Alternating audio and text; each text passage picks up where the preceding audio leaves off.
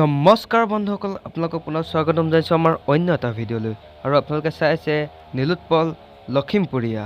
গাইছ, আজি আমি কোনটো টপিকৰ ওপৰত কথা পাতিম আপোনালোকে গম পাইছে।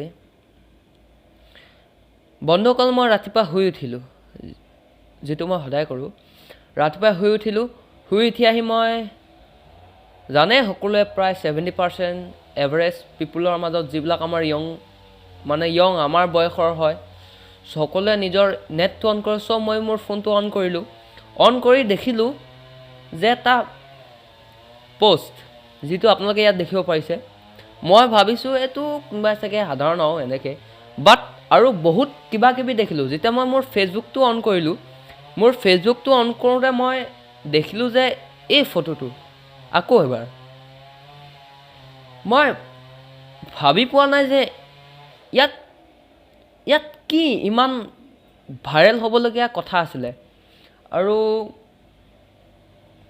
এই ছোৱালীজনী, যিজনী আমাৰ ডক্টৰ হিমন্ত বিশ্ব শৰ্মা ডাঙৰীয়াৰ লগত আপোনালোকে দেখিছে, তেওঁ হয়তো তেওঁৰ ছোৱালীও হ'ব পাৰে বা নিজৰ কোনোবা, আৰু তেওঁৰ মহানতাৰ কথা আমি কৈ শেষ কৰিব নোৱাৰোঁ। জানেই তেওঁ ঘৰৰ কাম কৰা এজনী ছোৱালীৰ পৰা ধৰি সকলো কিমান নিজৰ ল'ৰা ছোৱালীৰ গতে ব্যৱহাৰ কৰে। আৰু হিমু মামাৰ ব্যক্তিত্বৰ কথা আপোনালোকে সকলোৱে জানেই, তেওঁ কেনেকুৱা স্বভাৱৰ।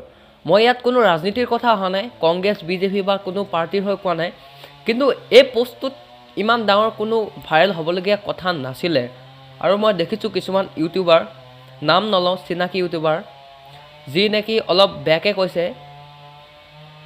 আৰু তাত হয়তো তেখেতৰ কাণ্ড জ্ঞান নাই নেকি এইবিলাক কৰিবলৈ। আমাৰ হিমু মামাৰ নিচিনা এজন মহান ব্যক্তিত্বৰ মানুহক এনেকুৱাকৈ ক'বলৈ। তেওঁ শিক্ষামন্ত্ৰী হোৱাৰ পৰা কিমানবিলাক উন্নতি হৈছে আমি জানো, আৰু তাৰ কথা মই ক'বলৈ নাযাওঁ, কিন্তু এই পষ্টটোৰ কথা মই ক'বলৈ লৈছোঁ যে কিমান ইয়াত সত্যতা আছে।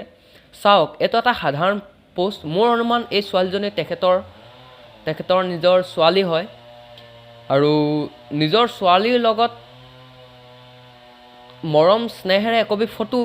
আৰু আপোনালোকে চবেই আজিকালিতো সকলোলৈ DSLR জনে ছাডেন ক্লিক ফটো মাৰি থাকোঁতে হঠাতে এটা এনেকুৱা এটা পষ্ট পৰি যায়, য'ত নেকি মিনিংটো অলপ বেলেগ বুজায়। কথাটো ঠিক এনেকুৱা ধৰণে হৈছে, তেওঁলোকে চাগে সাৱটি ধৰিছিল নিজৰ জীয়েকক বহুত দিনৰ মূৰত পাইছে, চাগে ঘপককৈ লগ পাইছে।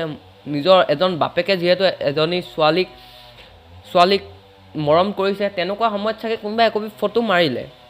এনেকৈ মই হাক কৰি বুলিয়ে কৈছোঁ, হাক কৰি আহি উঠি আহোঁতে চাগে ইমানটো মানত আছিলে, ফটো এটা মাৰি দিলে, ছাডেন ক্লিক। বাট সেই ফটোটোক লৈ মোৰ মতে ইমান হাংগামা হ'ব নালাগিছিলে, ভাইৰেল হ'বলগীয়া কোনো কথা নাছিলে। যিমানটো আমাৰ ইউটিউবাৰ চামে, আমাৰ নিচিনা সৰু ইউটিউবাৰবিলাকে ভিউজ পাবৰ কাৰণে, চেনেলত অলপ গ্ৰ' হ'বৰ কাৰণে, আৰু মিমাৰ সকলোকে কোৱা নাই, ইয়াত কিছুমান মিমাৰ আছে, কিছুমান মিমাৰে এনেকুৱা কৰি দিছে। এইটো বুলিয়ে নহয়, কিছুমান সাধাৰণ কথা এটা যেনে ওলালে, তাক অলপ যিমানটো আছে তাতকৈ অলপ ওপৰলৈ নিয়াত মিমাৰ কিছুমান, সকলোক কোৱা নাই হা, মই মানি দিছোঁ সকলো মিমাৰক কোৱা নাই। কিছুমান মিমাৰ আছে যি অসভ্যালি কৰে, তেওঁলোকে মই কৈছোঁ, সকলো মিমাৰক কোৱা নাই। আৰু কিছুমান মিমাৰ ভাল লাগে, কাৰণ মই নিজে মিম ভাল পাওঁ, মিম শ্বেয়াৰ কৰি ভাল পাওঁ, মই মিমৰ ভিডিঅ' চাই মই ভাল পাওঁ। চ' কথাটো এনেকুৱা ধৰণৰ, সেই মিমাৰসকলে অলপ আপ কৰি দিলে, যিহেতু মোৰ হিচাপত ইমানটো হ'ব নালাগিছিলে। আপোনালোকে স্ক্ৰীণত ফটোখন দেখিছে, ফটোখন চাই আপোনালোকে ভাবক যে এজন বাপেকে নিজৰ জীয়েকৰ লগত একপি ফটো হাক কৰি যেতিয়া উঠিছিলে, একপি ফটো মাৰিলে, মোৰ আন্দাজ। বাট সেই ফটোটো ইমান ভাইৰেল হ'বলগীয়া মোৰ মতে কথা নাছিলে। আৰু মোৰ ফালৰ পৰা অপিনিয়ন দিবলৈ গ'লে এইটো কোনো ভাইৰেল হ'বলগীয়া বস্তু নাছিলে। আৰু যিসকলে এনেকুৱা অপব্যৱহাৰ কৰিছে বা আমাৰ ডক্টৰ হিমন্ত বিশ্ব ডাঙৰীয়াৰ সৈতে এনেকুৱা কৰিছে, সেইটো নেকি পচন্দ কৰা নাই আৰু পচন্দ নকৰোঁ, কাৰণ এইটো কোনো লিগেলি নাছিলে, ক'বলগীয়াও কথা নাছিলে, কৰি দিলে যিহেতু। আৰু এতিয়াও সময় আছে, সকলোৱে মিম চিমবিলাক এইবিলাক শ্বেয়াৰ কৰা বন্ধ কৰক, আৰু কথাৰ আচল যিটো ৰহস্য তাত যাওক, আৰু আপোনালোকে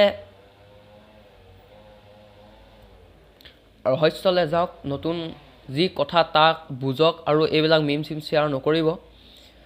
যিহেতু মিম শ্বেয়াৰ কৰক, কিন্তু এই মিমটোৰ শ্বেয়াৰ নকৰিব বুলি মই মোৰ ফালৰ পৰা অনুৰোধ কৰিছোঁ। আৰু হিমন্ত বিশ্ব শৰ্মা ডাঙৰীয়াক মই মোৰ ফালৰ পৰা, যদি এই ভিডিঅ'টো অকণমান তেওঁৰ পক্ষে হয় বা কিবা হয় মই কোৱা নাই, বাট যদিহে মই ক'ৰবাত কিবা ভুল কৰিলোঁ বা মোৰ বাক্যৰ গাঁথনিটো ভুল হ'ব পাৰে, চ' মোক ক্ষমা কৰি দিব। আৰু চেনেলটোলৈ যদি নতুনকৈ আহিছে ছাবস্ক্ৰাইব কৰক আৰু কাষত থকা ঘণ্টা বটনটো বজাই দিয়ক, যাতে নতুনকৈ অহা ভিডিঅ'বিলাক সকলোতকৈ প্ৰথমে আপোনালোকে পায়।